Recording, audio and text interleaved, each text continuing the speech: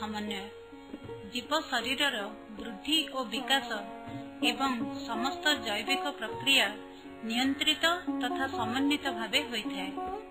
ता छड़ा प्रत्येक जीव परिवेशर उद्दीपना अनुसार आवश्यक उभय बाह्य और आभ्यंतरीण अनुक्रिया प्रदर्शन करी निजर स्थिति निश्चित करिଥାଏ। एथिपई नियंत्रण एवं विभिन्न क्रिया प्रक्रिया और प्रतिक्रिया भितरे समन्वय रक्षा अत्यंत आवश्यक। उद्भिदरे एहा रासायनिक पद्धति रे होइଥାଏ, किंतु प्राणी मानंकरे नियंत्रण तथा समन्वय रक्षा करिवारे उभय रासायनिक और स्नायविक पद्धतिर भूमिका रहिछि। उद्भिदरे विभिन्न जैविक प्रक्रियार नियंत्रण और समन्वय रक्षा रासायनिक पद्धति रे हार्मोन द्वारा होइଥାଏ।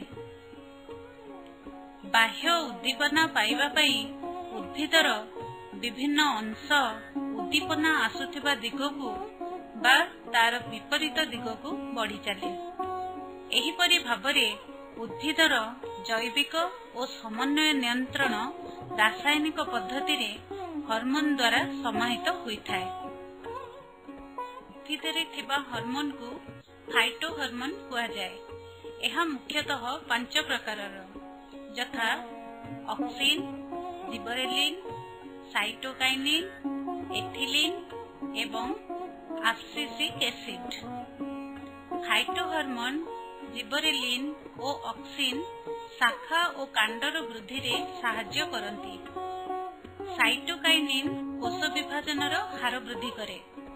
एहा कांड और मूलर अग्रभागरे बेसी परिमाण रे थाए, तेणु सेही अंशर कोष विभाजित होई वृद्धि घटाए। एथिलीन और एब्सिसिक एसिड उद्भिदर वृद्धि ह्रासक रूपे कार्य करे। पाचिला फल झड़िबा, फूल और पत्र झड़िबा पूर्वरु एहार मात्रा वृद्धि पाए। उद्भिदरे विभिन्न जैविक प्रक्रियार नियंत्रण और समन्वय रक्षा रासायनिक पद्धति रे हार्मोन द्वारा होइଥାଏ। बाह्य उद्दीपना पाइबा पई उद्भिदर विभिन्न अंश उद्दीपना आसुथिबा दिगकू बा तार विपरीत दिगकू बढ़ी चले। एहिपरि भाबरे उद्भिदर जैविक और समन्वय नियंत्रण रासायनिक पद्धति रे हार्मोन द्वारा समाहित होइଥାଏ। बाह्य उद्दीपना द्वारा प्रभावित हुई हार्मोन गुड़िक चलन शक्ति को नियंत्रण करिथांती। एही बाह्य उद्दीपन गुड़िक हिला आलोक, माध्याकर्षण बल, संस्पर्श, आर्द्रता, तापमात्रा। एगुड़िकर प्रभाव रे उद्भिदरे विभिन्न प्रकार चलन परिलक्षित हुए। एहाकू अनुवर्तन बा अनुवर्तनीय चलन कुहा जाए।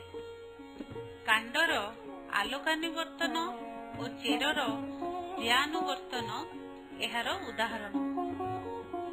उद्भिदर चलन अनुवर्तनीय चलन, अंतकुंचन गति, निर्दिष्ट दिगरे गति, दिशाहीन गति। आलोकानुवर्तन एबे चित्र रे लक्ष्य कर किपरि कांडटी सूर्यंक आड़कू गति करुचे। आलोकानुवर्तन झरका पाखरे कुंडरे थिबा एक उद्भिद को लक्ष्य कर। आलोक आसुथिबा दिगरे एहा किपरि बंकेई होई जाए। कांडर अग्रभागरे ऑक्सीन संश्लेषण फलरे कांड आलोकान्मुखी होइଥାଏ। एहाकू अनुकूल आलोकानुवर्तन कुहा जाए।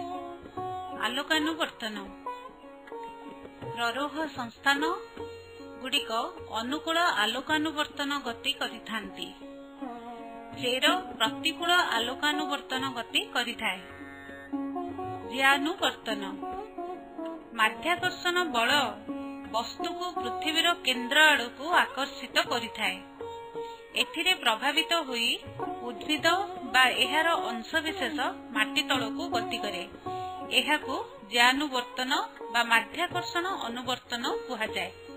माध्याकर्षण बल जोगु उद्भिदर चेर ଓ ମୂଳ ପୃଥିବୀର କେନ୍ଦ୍ର ଆଡ଼କୁ ଆକର୍ଷିତ ହୋଇଥାନ୍ତି। ଏହାକୁ ଅନୁକୂଳ ଜ୍ୟାନୁବର୍ତ୍ତନ କୁହାଯାଏ। କିନ୍ତୁ ଉଦ୍ଭିଦର କାଣ୍ଡ ତାହାର ବିପରୀତ ଦିଗକୁ ଗତି କରେ। ଏହାକୁ ପ୍ରତିକୂଳ ଜ୍ୟାନୁବର୍ତ୍ତନ କୁହାଯାଏ। କେତେକ ବିଶେଷ ଉଦ୍ଭିଦରେ ସାଧାରଣ ଉଦ୍ଭିଦ ପରି ବାହ୍ୟ ଉଦ୍ଦୀପନା ଜନିତ ଗତି ଛଡ଼ା ଅନ୍ୟ ଏକ ପ୍ରକାର ଗତି ପରିଲକ୍ଷିତ ହୁଏ। ସ୍ପର୍ଶାନୁବର୍ତ୍ତନ। ବିଭିନ୍ନ ଲତା ଜାତୀୟ ଉଦ୍ଭିଦ ବୃଦ୍ଧି ସମୟରେ କୌଣସି କଠିନ ବସ୍ତୁ ବା ପ୍ରତିରୋଧକ ସଂସ୍ପର୍ଶରେ ଆସିଲେ ପାର୍ଶ୍ୱରେ କମ୍ ବୃଦ୍ଧି ହୋଇଥାଏ। ଫଳରେ ଲତାଟି ଉକ୍ତ ବସ୍ତୁ ଚାରିପଟେ ଗୁଡ଼େଇ ହୋଇଯାଇଥାଏ। ଆକର୍ଷୀ ଗୁଡ଼ିକ ମଧ୍ୟ ସ୍ପର୍ଶାନୁବର୍ତ୍ତନ ଗତି ପ୍ରଦର୍ଶନ କରିଥାନ୍ତି। ଜଳାନୁବର୍ତ୍ତନ। ଉଦ୍ଭିଦର ଚେର ବା ମଞ୍ଜିର ଯେଉଁ ଅଂଶରୁ ଚେର ବାହାରିଥାଏ ତାହା ଜଳ ଥିବା ଦିଗରେ ଗତି କରିଥାଏ। ଏହାକୁ ଜଳାନୁବର୍ତ୍ତନ କୁହାଯାଏ। ଉଦ୍ଭିଦର ଚେର ବା ମୂଳରେ ଜ୍ୟାନୁବର୍ତ୍ତନ ଅପେକ୍ଷା ଜଳାନୁବର୍ତ୍ତନ ଅଧିକ ପ୍ରଭାବଶାଳୀ ହୋଇଥାଏ। ପ୍ରରୋହ ସଂସ୍ଥାନ ବା ମୃତ୍ତିକା ଉପରିସ୍ଥ ଅଂଶଗୁଡ଼ିକ ପ୍ରତିକୂଳ ଜଳାନୁବର୍ତ୍ତନ ଗତି କରିଥାନ୍ତି। ମୃତ୍ତିକାସ୍ଥ ଜଳ ଦିଗରେ ଚେରର ବୃଦ୍ଧି ଘଟିଥାଏ। ଅନ୍ତର୍କୁଞ୍ଚନ ଗତି। କେତେକ ବିଶେଷ ଉଦ୍ଭିଦରେ ସାଧାରଣ ଉଦ୍ଭିଦ ପରି ବାହ୍ୟ ଉଦ୍ଦୀପନା ଜନିତ ଗତି ଛଡ଼ା ଅନ୍ୟ ଏକ ପ୍ରକାର ଗତି ପରିଲକ୍ଷିତ ହୁଏ।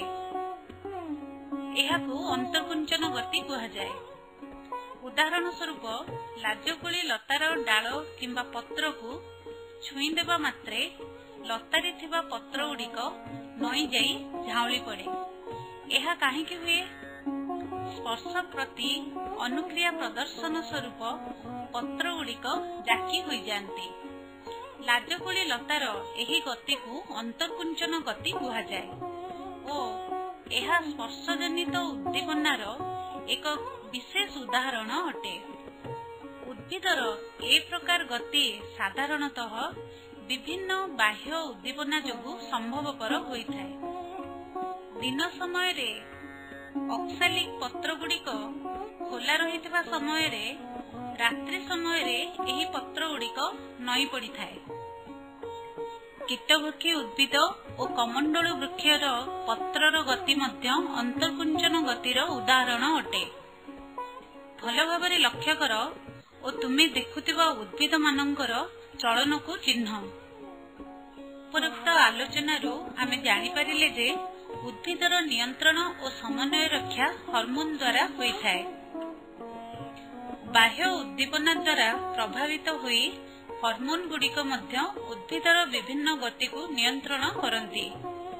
ଆଲୋକାନୁବର୍ତ୍ତନ ଉଦ୍ଭିଦର କାଣ୍ଡର ମୁଖ୍ୟ ଗୁଣ ହୋଇଥିବା ବେଳେ ଚେର ଜ୍ୟାନୁବର୍ତ୍ତନ ପ୍ରଦର୍ଶନ କରିଥାଏ।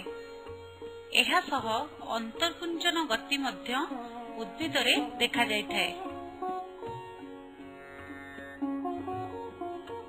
ମଣିଷରେ ନିୟନ୍ତ୍ରଣ ଓ ସମନ୍ୱୟ। ମାନବ ଶରୀରର ବିଭିନ୍ନ ଅଙ୍ଗ ସଂସ୍ଥାନର ନିୟନ୍ତ୍ରଣ ଏବଂ ସେଗୁଡ଼ିକ ମଧ୍ୟରେ ସମନ୍ୱୟ ରକ୍ଷା ପାଇଁ ଦୁଇ ପ୍ରକାର ପଦ୍ଧତି ରହିଛି, ଯଥା ସ୍ନାୟବିକ ପଦ୍ଧତି ଏବଂ ରାସାୟନିକ ପଦ୍ଧତି। ସ୍ନାୟବିକ ପଦ୍ଧତିରେ ସ୍ନାୟୁକୋଷ ମାଧ୍ୟମରେ ଖବର ବିଦ୍ୟୁତ ରାସାୟନିକ କ୍ରିୟା ଦ୍ୱାରା ସଞ୍ଚାରିତ ହୁଏ। ସ୍ନାୟୁ ଓ ସମ୍ବେଦକ ଅଙ୍ଗକୁ ନେଇ ସ୍ନାୟୁତନ୍ତ୍ର ଗଠିତ। ପରିବେଶରେ ଘଟୁଥିବା ବିଭିନ୍ନ ଘଟଣା ବିଷୟରେ ସ୍ନାୟୁତନ୍ତ୍ର ପ୍ରାଣୀକୁ ଅବଗତ କରାଏ। ପ୍ରାଣୀ ନିଜକୁ ସୁହାଇଲା ପରି କାର୍ଯ୍ୟ କରି ପରିବେଶ ସହିତ ଖାପ ଖୁଆଇ ବଞ୍ଚେ। ତେଣୁ ସ୍ନାୟୁତନ୍ତ୍ର ଆମ ଶରୀରରେ ଥିବା ଅନ୍ୟ ସମସ୍ତ ଅଙ୍ଗ ଓ ତନ୍ତ୍ରର କାର୍ଯ୍ୟ ନିୟନ୍ତ୍ରଣ କରେ ଏବଂ ବିଭିନ୍ନ ଅଙ୍ଗ ମଧ୍ୟରେ ସମନ୍ୱୟ ରକ୍ଷା କରେ। ମାନବ ସ୍ନାୟୁତନ୍ତ୍ର।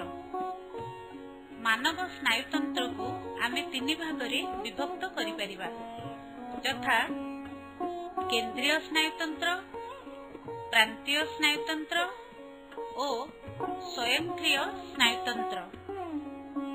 କେନ୍ଦ୍ରୀୟ ସ୍ନାୟୁତନ୍ତ୍ର मस्तिष्क और सुषुम्ना कांड को नहीं गठित। मस्तिष्क बाहरी करोटी स्नायु और सुषुम्ना कांड बाहरी सुषुम्ना स्नायु को नहीं क्रांतीय स्नायु तंत्र गठित। शरीर समस्त अनैच्छिक क्रियार नियंत्रण रे स्वयंक्रिय स्नायुतंत्र भूमिका रही।